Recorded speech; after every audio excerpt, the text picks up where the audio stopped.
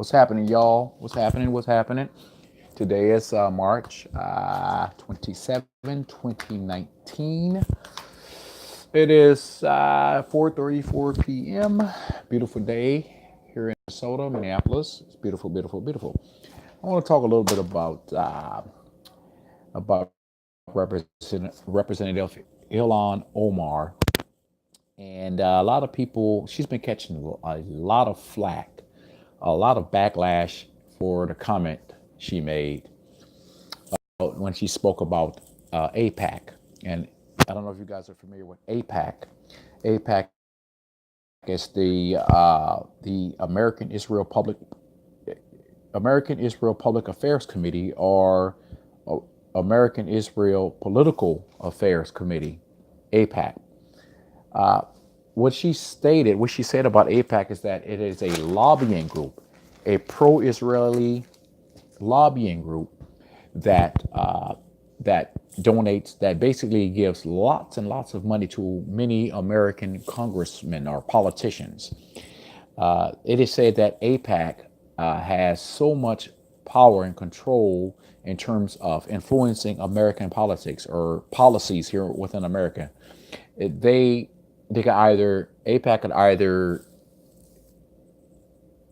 a candidate's whether a candidate is elected or forced out of office, is it relatively comes down to APAC's position. APAC has money. APAC has influence, and like I say, they are pro-Israeli. And what she said is that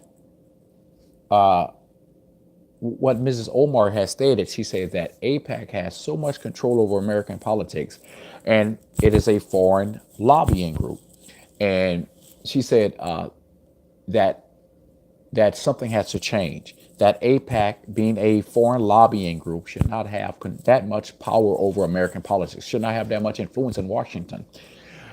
And she said that whenever people speak about APAC and bring to light APAC's influence and APAC's practices here in America, when people bring their position to light, then that person is accused of being anti-Semitic.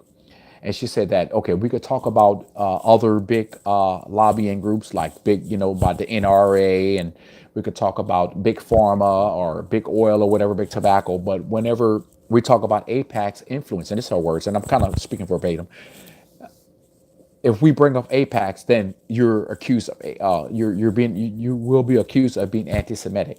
So it's okay to speak about other big lobbying groups that has influence on uh, Washington politicians or American politicians, but you can't speak about APACs because APAC is so powerful. And then so that's what they do. They will consider you to be anti-Semitic if you speak facts, truth. The same with Donald Trump. Donald Trump condemned her. They wanted her to step down from because I guess she's on the House Foreign Committee, and they want her to step down, but she didn't step down, which is good. She has some supporters. There were people that turned her, of course, some Dems and Republicans, but for the most part, she had some people that really stuck with her, and I guess she was forced to apologize for the statement she made about Apex, which I don't understand why she had to apologize, because she only spoke truth. She only spoke truth to power. So it is what it is. I got some notes here. Ba, ba, ba, ba, ba. Now, Donald Trump himself, like I say, he condemned her for her statement that she made about APACs, the pro-Jewish, a pro-Jewish lobbying group. And she talked about how much APACs has a pull or influence even in the Middle East. And Donald Trump said that what she said was anti-Semitic, which is bullshit. Now, if you go back and if you pull up some stuff, videos, if you just do some YouTube search or Twitter search or whatever, social media search, and you go back to December 3rd, 2015, Donald Trump met with the Republican Jewish Coalition, and he made joke after joke after joke after joke that you would basically deem to be anti-Semitic. He made joke after joke about money and Jews and influence. And he said, I don't want your money. I don't want your money. So I know you won't vote for me because I don't want your money. And he was like, how many people would, he's like, he made reference to gas stations being built in the middle of Saudi Arabia, or the desert, middle, deserts within the Middle East. And he was like, why would someone spend 45 million to build a gas station in the middle of the desert? He said, I could have, gotten it. I could have hands. He said, raise your hands. And then the Jewish, Republican Jewish people that were there that day, they laughed. It was a joke to them. It was cool. It wasn't anti-Semitic when he was saying, oh, how many could make a deal? Could have gotten a gas stations built for cheaper. And he's like, raise your hand. Could have. I know you done it too, gotten a better deal. He said, I'm a negotiator. How many of you are negotiators? He said, 90% of y'all in here are great negotiators. So he made reference to Jewish negotiations, business shrewdness, and money. That's anti-Semitic.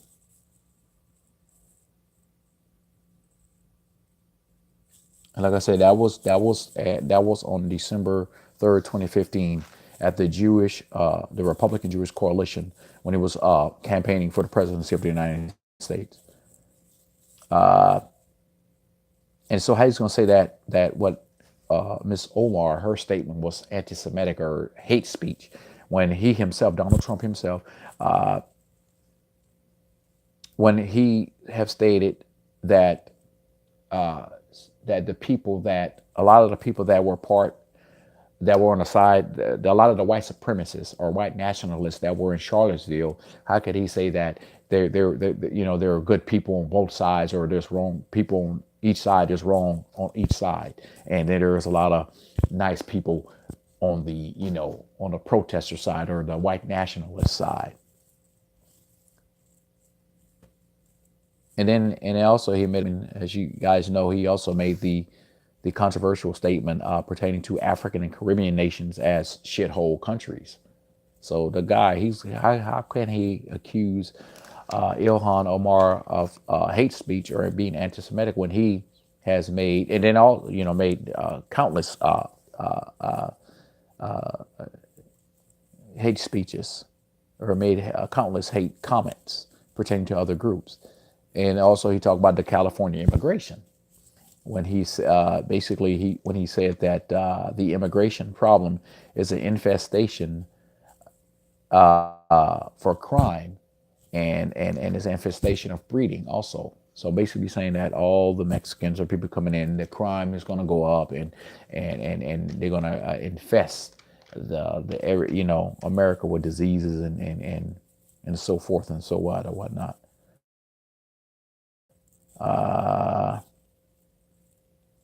So it's just hypocrisy. Also, well, I was going to talk about Kevin McCarthy.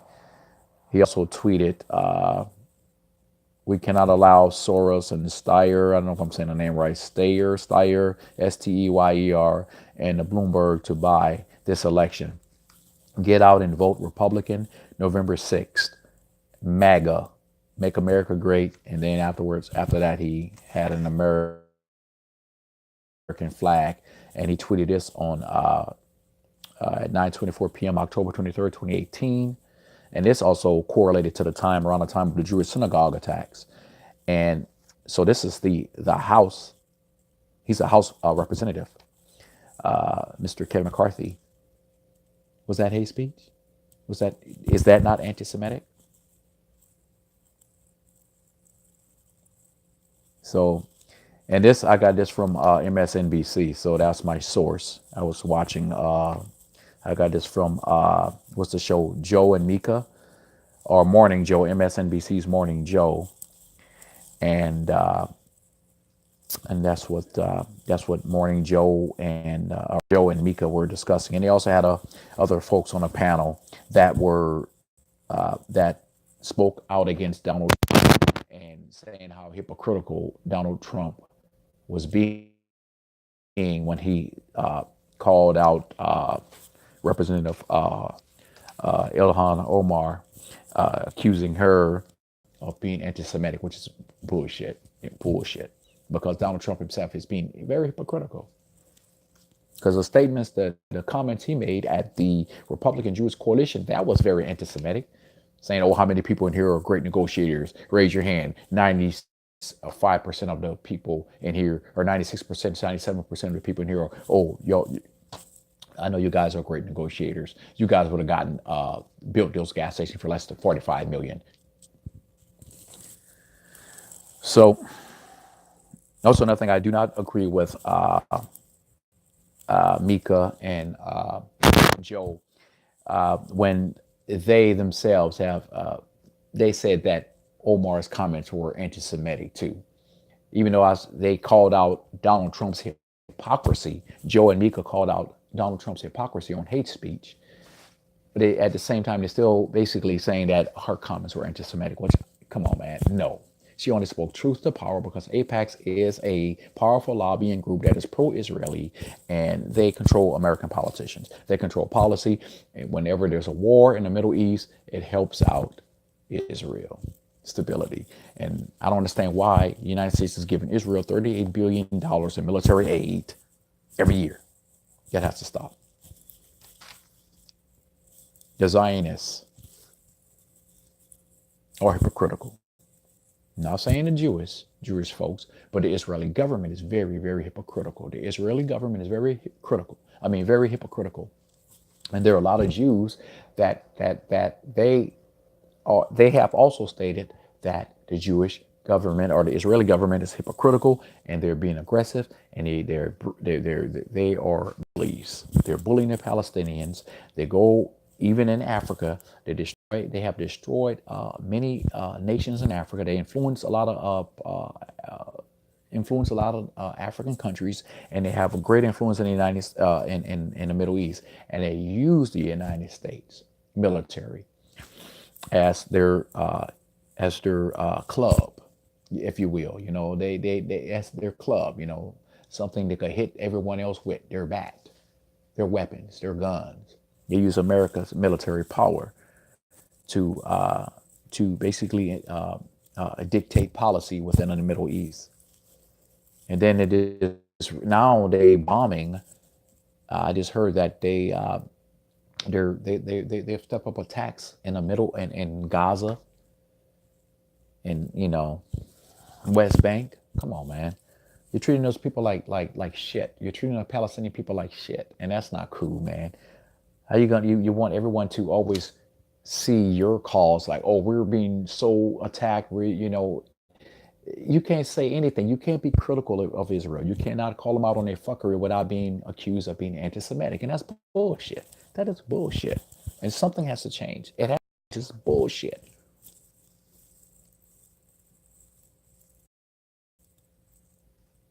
So yes, I don't understand why people would accuse Representative Ilhan Omar of being anti-Semitic when she only speaking truth to power. She calling out AIPAC and how influential and how powerful they are and how much influence they have in American politics.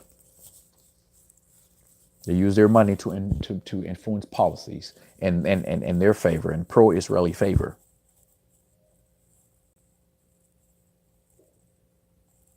And I don't know if you guys heard of this lady by the name of Kim Iverson's. Kim Iverson. She's on YouTube, so you could go to Kim Iverson channel on YouTube, and she was talking about she really supports Representative Ilhan Omar, and she said what the statement that she has made about pertaining to AIPAC and Israel's influence is not anti-Semitic. Again, her name is Kim Iverson. Oh, Iverson. I'm sorry, Iverson. Kim Iverson. KIMVERSEN. Iverson or SON. I don't know how to spell it.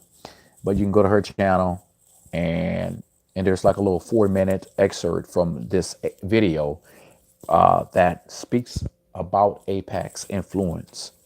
It's like a 4-minute excerpt from a video. I guess is like a 2-hour video or documentary speaking of AIPAC's influence in American politics and how Israel uses the U.S. military as a sword and shield in the Middle East, and in in a video, there are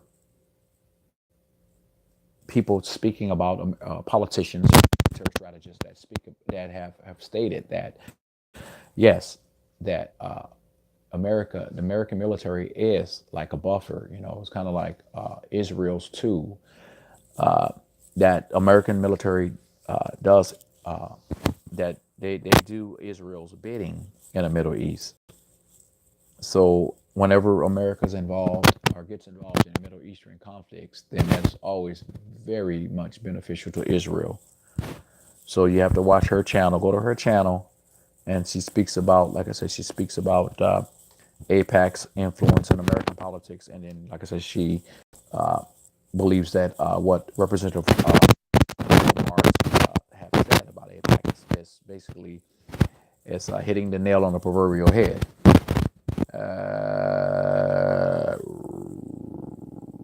Also, I want to give a shout out to a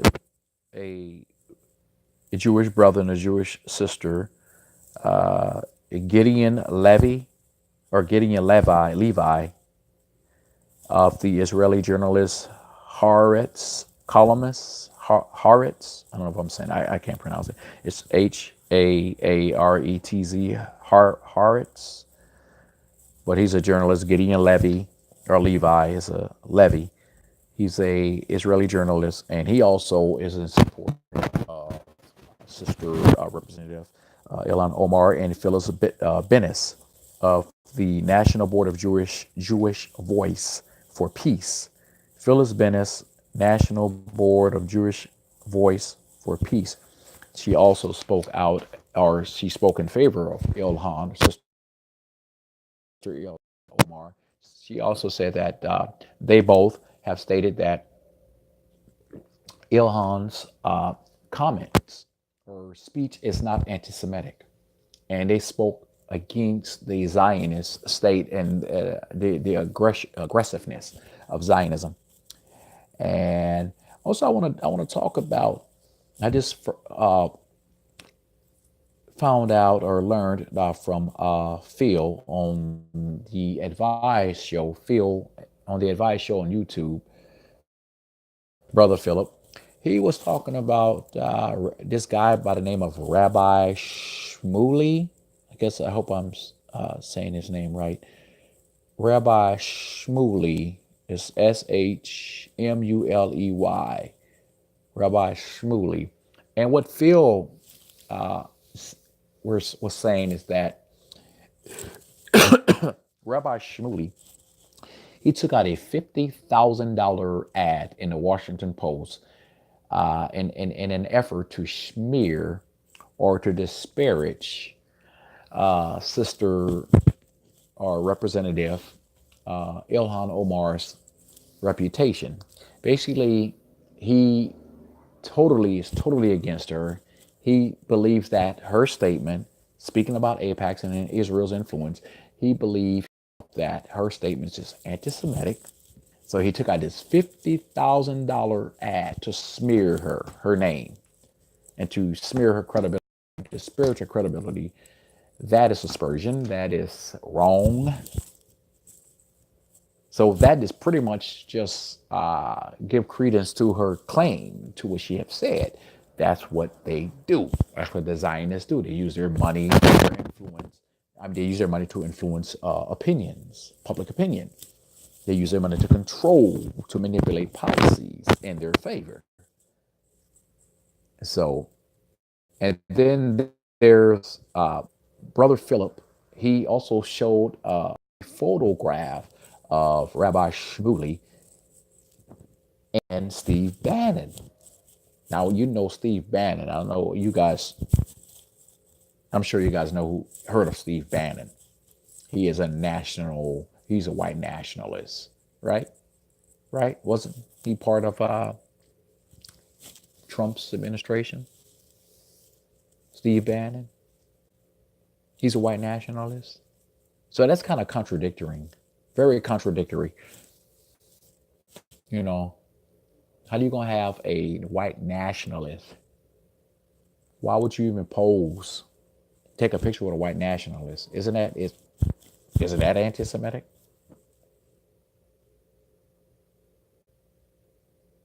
A lot of the white nationalists, let's say all the white nationalists, white nationalists do not like Jews.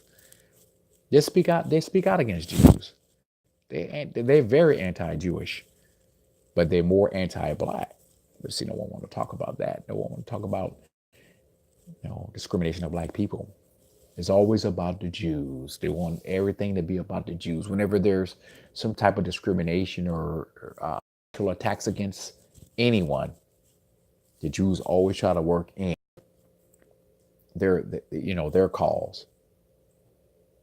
You know, I was watching this program the other night. I forget what I can't remember what network it was on. I'm trying to remember, but I'll bring it up later on because I'm going to do another documentary or video of our Miss Omar, Sister Omar. But in this program or this show I was watching, or they were talking about discrimination and how black folks are attacked and constantly. And then they also were talking about the situation in New Zealand. And they had this Jewish dude on, and he just totally tried to just anti-Semitic stuff. Just try to take the attention off what took place in New Zealand with the Muslims when the mosque were attacked. All those Muslims were killed. Black people were killed.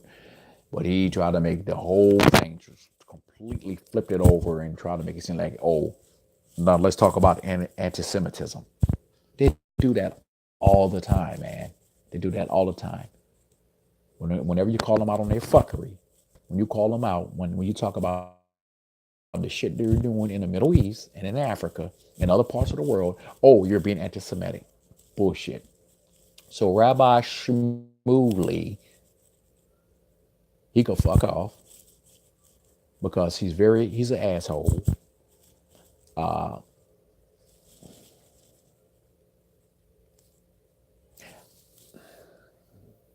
I really pray for that sister. I really pray that she's protected 24/7.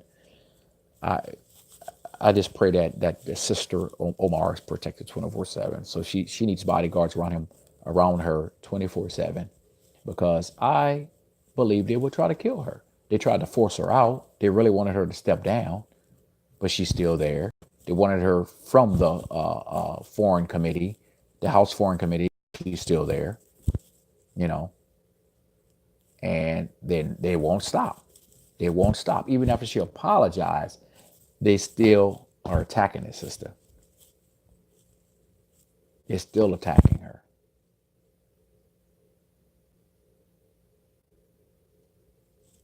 It is what it is. And I know you guys, I don't know if you know about the House passing the anti-hate bill. It was, what, 2, 3 weeks ago? And then how a lot of people from the Jewish community, Israel, they try to make it seem like it was all about Israel. They really wanted it to be an anti-Semitic bill. But other groups were like, oh, no. It ain't just about, when you think in terms of hate crime, you can't just make it seem like it's when you bring up hate crime, it can't just be reference to being anti-Semitic. No, that ain't it. We're going to talk about hate crimes toward all people, all groups, So they list the groups, no hate, you can't hate African Americans, LGBT, Jews, Native Americans, and on and on and on, etc., Asians and whatnot. But the Jews, they really tried they tried to make it seem, they really tried to get it in their favor. They wanted to be an anti-Semitic bill. But it's a hate bill that covers, you know what I'm saying? It's parallel, you know what I'm saying? It's horizontal. It covers different, a vast array of or vast demographics. So it is what it is. So I'm about to conclude this video, and then I'm going to do two more because I want to talk more about. I want to speak about Justice Smollett, the situation that unfolded there in Chicago yesterday or day before. I think it was yesterday. And I want to talk more about Michael, or speak about Michael Avenatti, the crooked ass lawyer, the one who's in hot pursuit of, who were in hot pursuit of R. Kelly, and who represented Daniel Storms and the Trump hush scandal. Stay up. See y'all later. Peace. And I hope you guys are enjoying your spring. This is beautiful. I was outside earlier. I rode my bike and I had an incredible time. I think I'm gonna go out and have another walk. It got up to like, I think like 66 today. It's probably currently 66 right now, but that's the high here in Minneapolis, Minnesota.